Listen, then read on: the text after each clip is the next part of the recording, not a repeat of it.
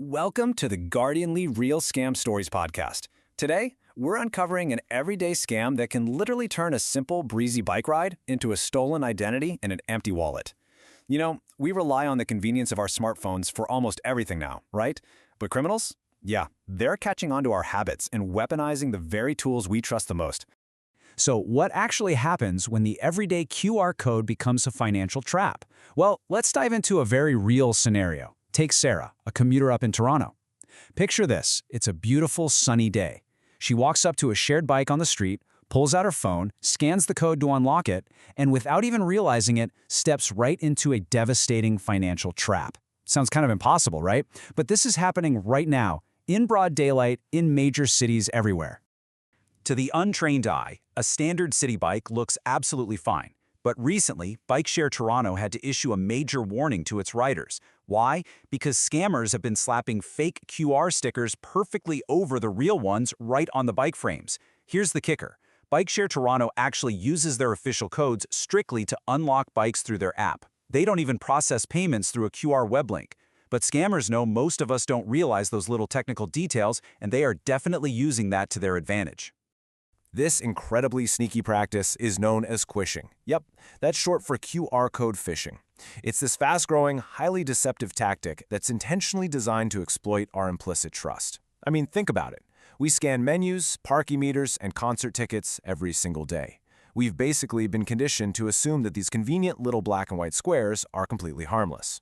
So let's break down how the mechanics actually work. First, you scan that malicious sticker. But instead of opening your official BikeShare app, you get silently redirected to a counterfeit payment site built by a hacker. And guys, it looks incredibly legitimate. You type in your credit card details thinking you're just unlocking your ride, but your money isn't paying for the bike. It's going directly to criminals. Or worse, it could trigger a malicious download that just harvests personal information right out of your phone.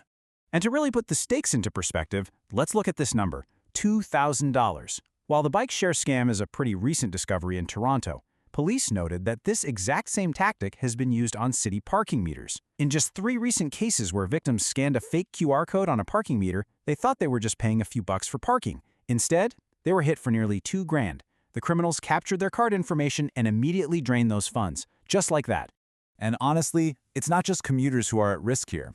Denise Carr from the National Consumer Protection Council really hit the nail on the head. She said, the problem isn't carelessness. It's that the scams are designed to look routine.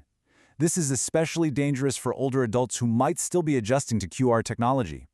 Scammers will hide these malicious codes in fake healthcare notices or utility bills, urging them to scan right away to avoid late fees. Criminals are literally sticking their own QR codes right over the official ones on city signage, perfectly mimicking genuine payment portals.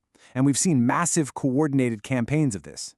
Down in Texas, officials had to inspect hundreds of parking pay stations, and they found dozens of these phony stickers just waiting out in the open, ready to harvest financial data from unsuspecting drivers. But this trap isn't just limited to bicycles and parking meters. So where else does Quishing hide? These malicious stickers are hiding in plain sight in so many areas of our daily lives. Scammers are slapping them onto restaurant flyers right on your table. They're sending them in utility bills, sneaking them into fraudulent bank alert emails, and even sticking them on fake parking tickets left right on your windshield. Sometimes they'll even send you a piece of physical mail claiming you've got a package and you just have to scan to find your sender. It's everywhere. Okay, so how do we actually stop them? Well, to protect yourself, the very first thing you should do when encountering a physical QR code is just stop. Stop and physically inspect it for tampering. Really look closely at it. Is there any weird pixelation? Are the edges peeling up? Is it a sticker placed awkwardly over another sticker? Or maybe directly onto a metal sign where it clearly shouldn't be? Taking just 2 seconds to look closely can literally save your bank account. Beyond that, we really need to change our digital habits with a few essential protection tips. Always verify the source independently. Instead of scanning a code on a bike, manually open the official BikeShare app. If you're at a parking meter, pull up the city's official parking app yourself. And absolutely question the urgency. If a piece of mail or an email is threatening late fees and demanding you scan a code right this second, it's probably a scam. Legitimate companies rarely operate that way. It all really boils down to this final, memorable thought from a local sheriff who deals with these crimes all the time. You need to treat every public QR code exactly like a suspicious email link. If you wouldn't click it, don't scan it. Just take a moment to pause, double-check, and take the manual route whenever possible. That tiny moment of hesitation, that is your absolute best defense against quishing. So, before you scan your next code, ask yourself, do you really know where that little black and white square is taking you? Thank you so much for joining us for this explainer. Our whole goal here is to bring you these real stories so you can spot the traps long before you step in them. Please, go ahead and hit those like, subscribe, and share buttons you see on screen right now so we can help everyone stay one step ahead of the scammers. Stay safe out there, and we'll catch you next time.